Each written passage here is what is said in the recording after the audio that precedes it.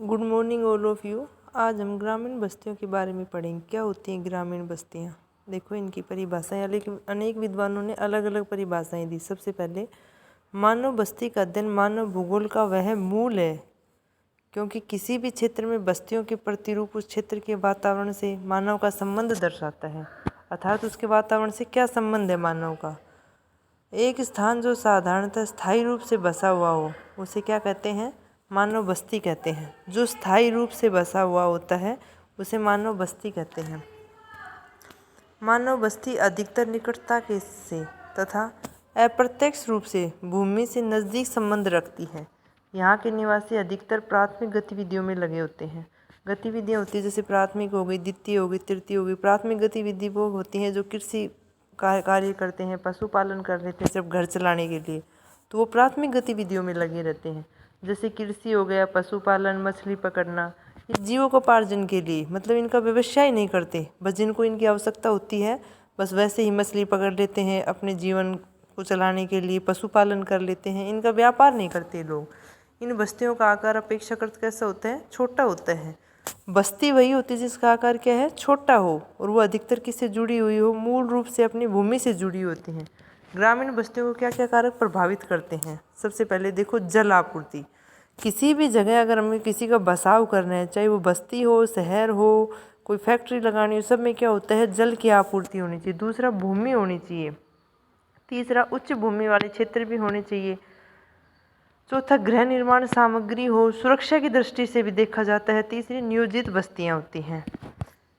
फिर है हम बस्तियों के प्रकार। अलग अलग टाइप की सभी बस्तियां एक ही टाइप की नहीं होती हैं, अलग अलग टाइप की होती हैं। जैसे ऐतिहासिक दृष्टिकोण। सबसे पहले अस्थायी बस्तियां।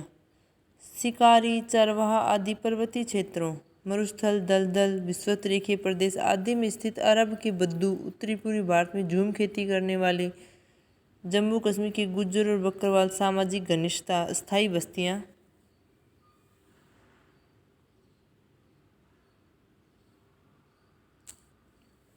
स्थायी बस्तियां भारत में झूम खेती करने वाले, जम्मू कश्मीर में गुज्जर बकरवाल, सामाजिक घनिष्ठता, ये ऐतिहासिक दृष्टिकोण वाले हैं। दूसरी, स्थायी बस्तियां। कृषि, शिकार, खाद्य कतरन, मवेशी पालन, डेयरी, मत्स्य पालन आदि, उपजाऊ भूमि, जल की उपलब्धता आदि। कृषि की तकनीक और मिट्टी के उपयोग के तरीकों पर इनका आकार और प्रतिरूप क्या होता है? निर्भर करता है। फिर आगे है ग्रामीण बस्तियों का वर्गीकरण और उनके प्रकार। सघन अथवा केंद्रीकृत बस्तियां। इसमें देखो, उपजाऊ मिट्टी वाले मैदानों के क्षेत्र।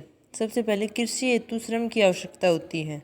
पशुओं को चराने और कृषि उपज उत्पन्न करने के लिए खेत गांव के चारों ओर होते हैं। अधिकांशतः आयताकार बनावट के होते हैं। मंदिर, मस्जिदें, दुकानें होती हैं। तीव्र जनसंख्या वृद्धि एवं स्थान की कमी में नई बस्तियों में बसाव होता है। भारत में सांस्कृतिक प्रभाव, उच्च एवं निम्न जातियों का पृथक्करण, धार्मिक स्थलों के मध्य में बसाव। फिर है मत्स्य पालक।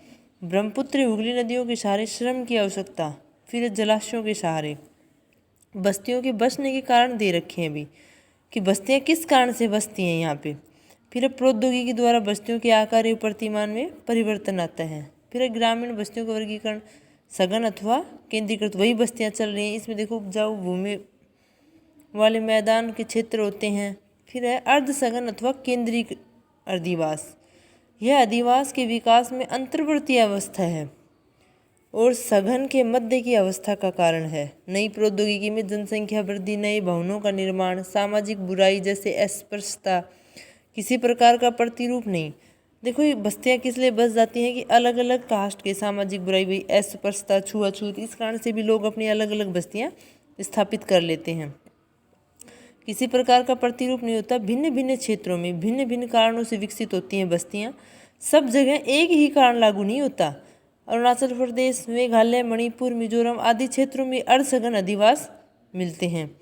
फिर वो पूर्वा बस्तियाँ पहाड़ी क्षेत्रों में मिलती हैं। इस टाइप की बस्तियाँ घने वनों में, जैसे कृषक अपने खेत में ही निवास करना आवश्यक समझते हैं, एवं अनुपजाऊ कृषि भूमि आदि में, अनेक छोटे छोटे पृथक निवास स्थानों की मौजूदगी में।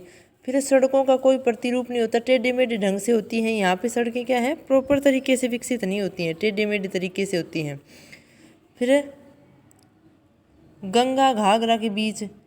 फिर है ऑस्ट्रेलिया, कनाडा, इंग्लैंड चर्च की अनुपस्थिति। फिर है प्रक्षिप्त बस्तियाँ क्या होती हैं, देखो। चरम जलवायु वाले क्षेत्र, पर्वतीय क्षेत्र, घने वन एवं घास के मैदान, जम्मू कश्मीर, हिमाचल प्रदेश, झारखंड के कोला उच्च भूमि, इनमें भी ये अलग अलग टाइप की बस्तियाँ होती हैं। फिर देखो आकार, जनसंख्या, सुविधाओं में वृद्धि। सबसे पहले क्या होते हैं, बिखरे हुए निवास स्थान होते हैं। सबसे पहले इसमें दिखा रखा है कि बिखरे हुए क्षेत्र मिलते हैं। फिर क्या होगा, पूर्वा, मतलब बिखरे हुए से थोड़े से इकट्ठे हो जाते हैं ये क्षेत्र। फिर है ग्राम, मतलब एक सही तरीके से चीज़ों की थोड़ी बहुत आपूर्ति होती है, वहाँ क्या होता है, गांव बस जाता है। फिर होता है छोटा कस्बा, जहाँ छोटी मोटी दुकानें हो जाती है, छोटा कस्बा। फिर बड़ा कस्बा, और फिर है शहर, और फिर होता है महानगर।